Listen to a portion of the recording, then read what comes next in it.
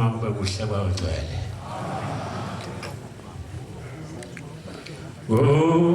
Phakama sabela wena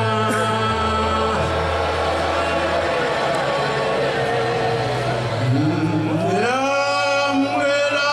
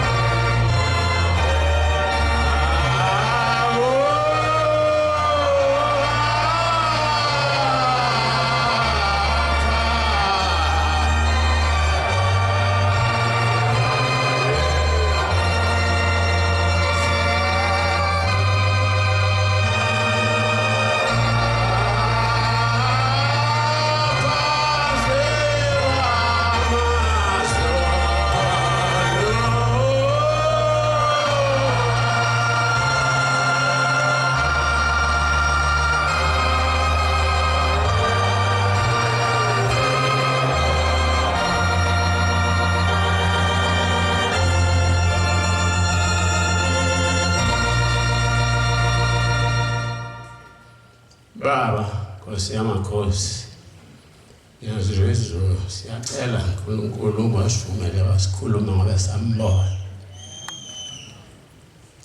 Kodwa ngizawuqala lapha. Ngizawuqala endaweni kuthi lokho kuhlupheka ukukhona la ekhaya akwekhona ukuqala. Khona enye indoda efikile kuba inyanga yesulu izobika ngiyalapha kwamthethwa ngesikhathi ka1939 isikhathi sokulwa kwempi yokugcina yomhlaba. Le ndoda yayiyisotsha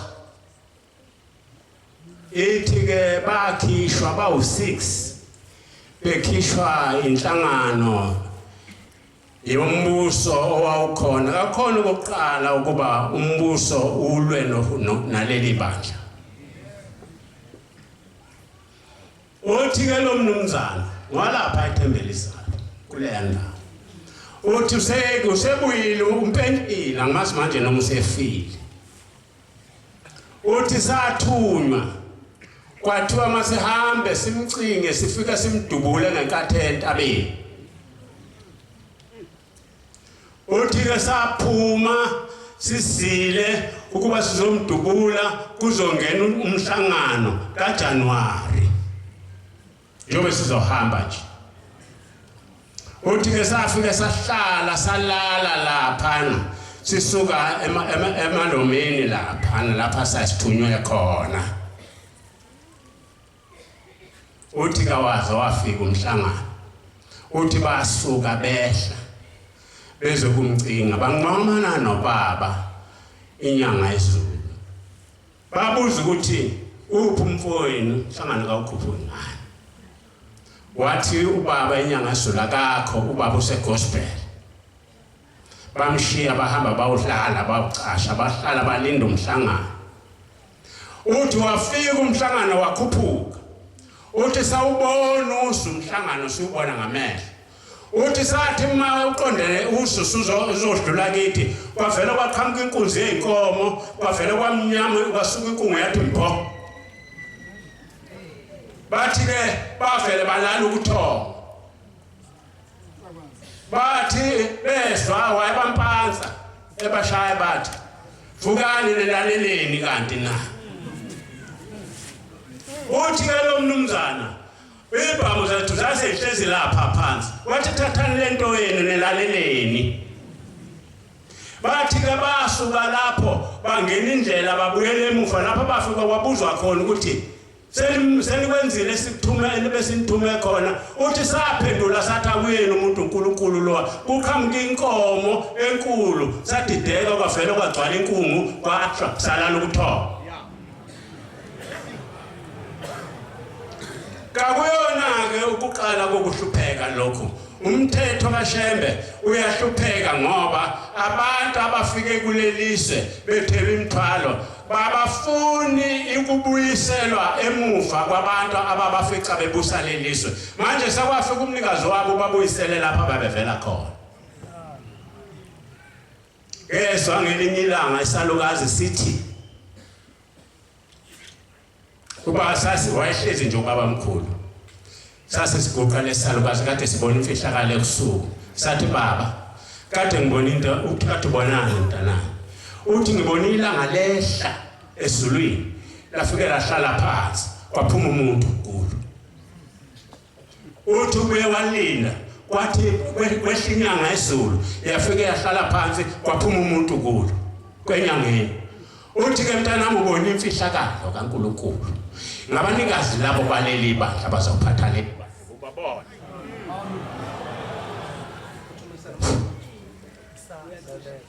Ngakho ke uNkulunkulu uJehova uNkulunkulu ongahlula lutho. Lo uNkulunkulu esikhuluma ngaye sengibuyela kimi nje. Mina ngagano abantwana kangaza ngabanabo. Ngabasala ingane yahamba. Ngabasala ingane yahamba. Ngasala ingane yahamba. Ngayibona indlela ebheke kuye. Baba, ngisala ingane ziyafa. Ngicabanga ngoba esiswini sikamama nakubaba yimi ngedwa umfana.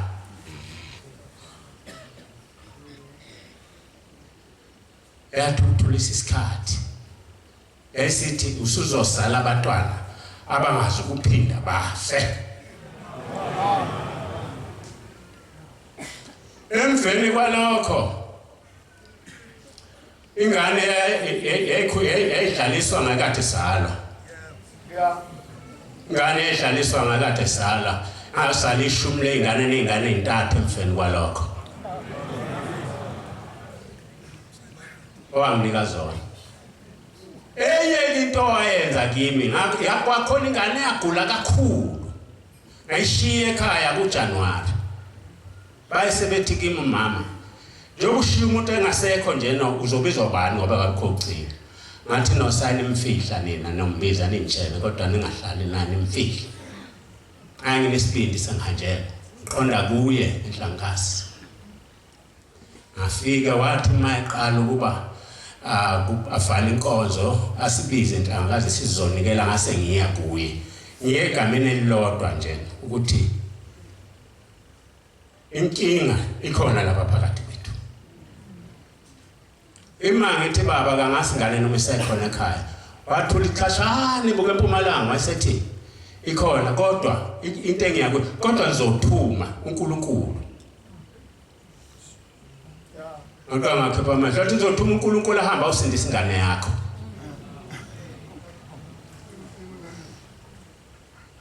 Hayi. Ngasukuma ngahamba ngamafutha ngalo njena lokho nje uzothuma uNkulunkulu. Ngafuna ukuthi nizokumbona uNkulunkulu ozothunywa ubaba ukuthi uzothuma bani.